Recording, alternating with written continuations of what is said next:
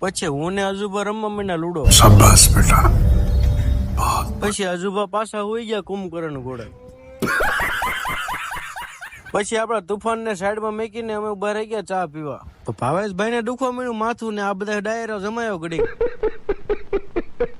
પછી ચા ના ઉભરા લેવા માંડ્યા. મસ્ત જોક મારા રે. થોડીક વાર ચા રહેવા દો, કારણ કે હવે આ તો મામલો મેદાને પીડ્યો છે. ફાઇનલી ચા બની ગઈ ને અમે બધાએ પી લીધી. પછી ચા આનો કોટો સડાવીને તુફાન ને ઢીલું મેક્યું હો. ત્યાં આવી ગયું પેટ્રોલ પંપે. कौन है ये लोग?